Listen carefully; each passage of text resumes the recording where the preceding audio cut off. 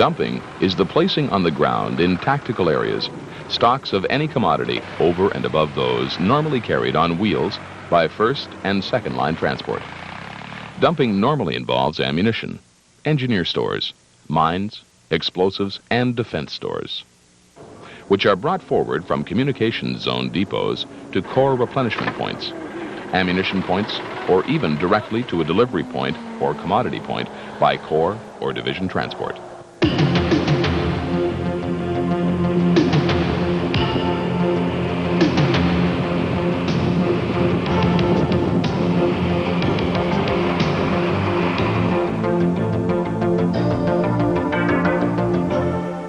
During defensive operations, dumping in gun positions, defended areas, and localities is conducted to ensure sufficient combat supplies and essential commodities are available to enable troops to fight for a specified period.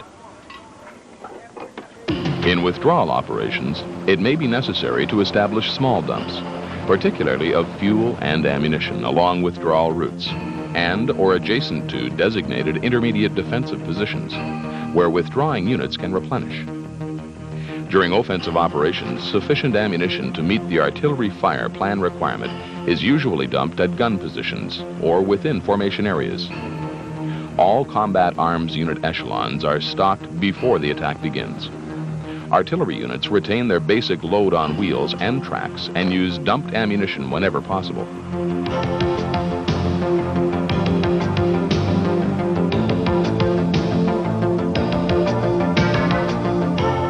At that stage, we'll have established the link up here at the demolition, at When the commander's plan calls for a dumping program, staff checks are carried out by the operations staff who specify the commander's requirements, by the arms who determine the commodities, locations, and quantities required, and by the logistics staff who state the resources available and how commodities can be transported. My call sign is Echo 29er. Echo 29er, okay. Anything else? That's it, sir.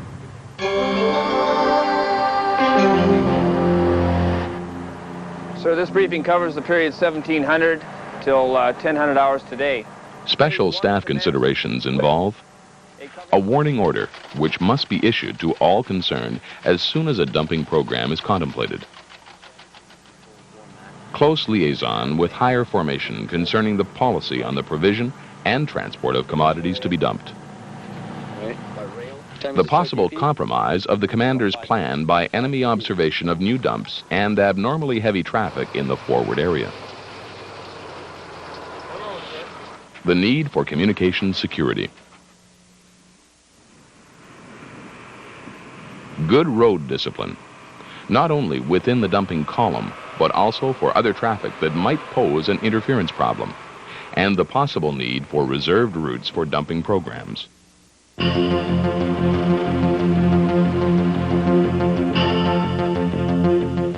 Sufficient resources being made available at loading and offloading points, and security at the dump sites, which is normally provided by the receiving unit.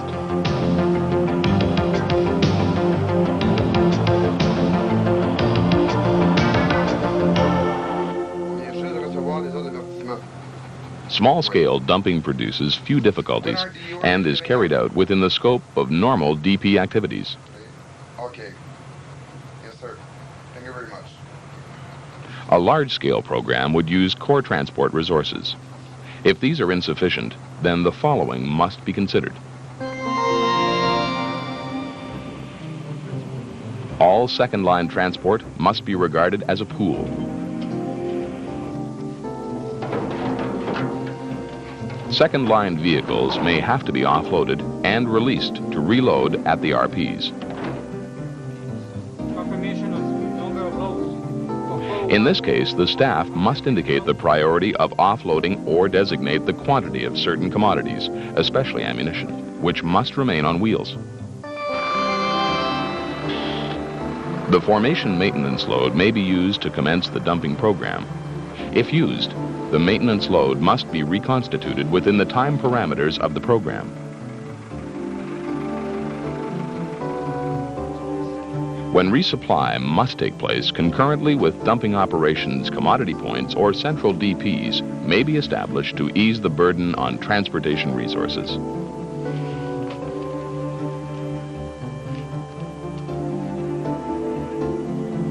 Effective communications are critical throughout the program.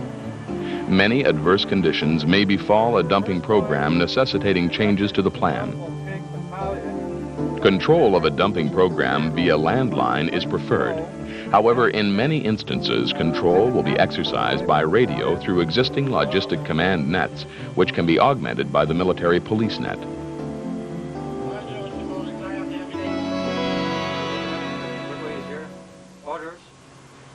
Prior to issue of final orders, a coordinating conference or liaison officer visits may be necessary between the officer in charge of the dumping program and all units tasked in support.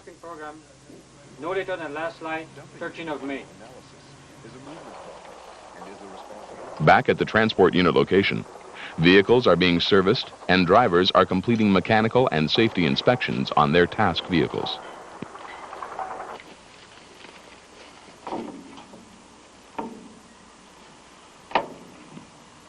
.403, 100 load, and 404. Dumping, in the final analysis, is a movement problem and is the responsibility of the disc group or brigade group service battalion.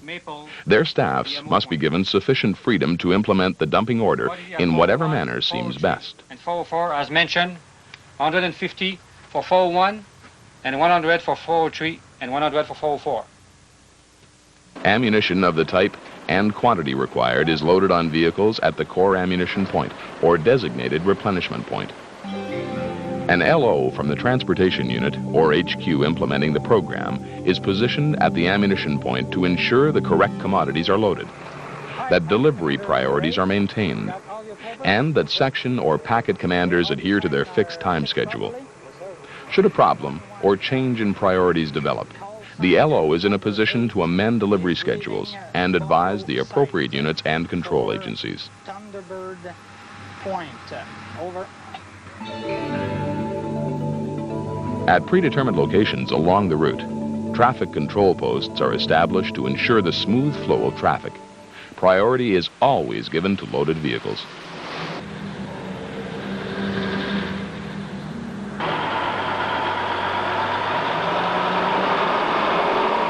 Due to the large number of vehicles involved in a dumping program, orders should contain a detailed recovery plan.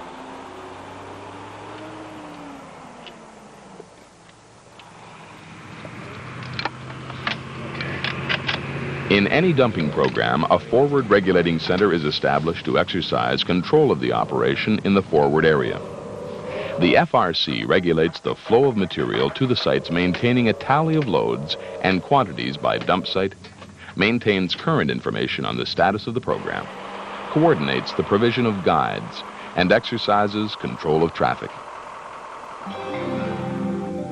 It is normally manned from the resources of an existing headquarters, such as a transport company command post or a service battalion forward logistics control center. The FRC is staffed by an officer from the responsible functional headquarters staff, an officer from the transporting unit, an LO and guides from the unit receiving the dump stores, a military police traffic representative, a communications detachment, and a small clerical staff. Site Alpha is open now. We're moving. The allocation of vehicle loads to dump sites or gun positions is determined by the specialist representative at the FRC. Normally, a transport packet would be split, allowing all dump or gun positions to be stocked concurrently.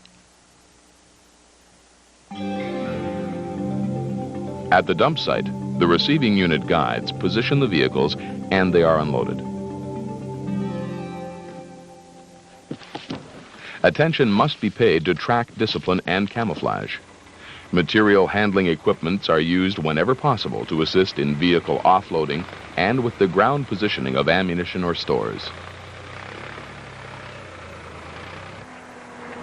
This equipment must be arranged for during the planning stages of the dumping program.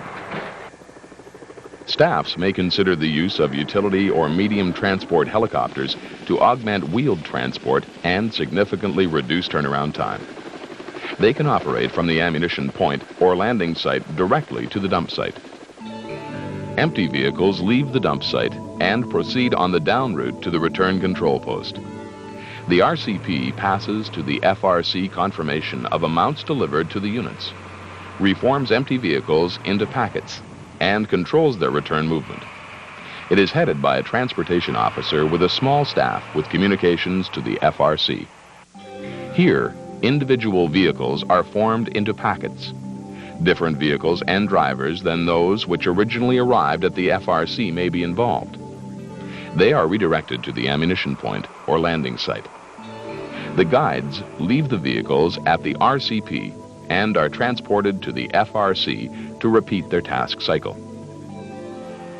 The RCP can, when directed by the FRC, release vehicles which are no longer required. For large-scale dumping operations, it may be advantageous to position a recovery vehicle team, an ambulance, material handling equipment, and a spare task vehicle at the RCP. At the loading site, vehicles are refueled, serviced, and reloaded. The drivers are fed and rested. If the dumping program is a complex one and vehicles are required to run continuously, fresh drivers may take over the vehicles. Dumping programs are predicated on a continuous vehicle flow with full trucks moving forward, empty trucks moving individually back from the dump sites to the RCP, and packets of vehicles returning to the ammunition point or loading site. The dumping program is complete when all commodities have been dumped forward. Vehicles have returned to their parent unit location, been reloaded, and are ready to resume their normal tasking. Dumping operations are undertaken in response to specific operational requirements. The risks and commitment of resources must be considered as part of the overall evaluation. The coordinated efforts of soldiers, units, and staffs, as well as effective control by leaders at all levels, are essential for success. All personnel must be familiar with their tasks, drills, and techniques to ensure the program runs smoothly.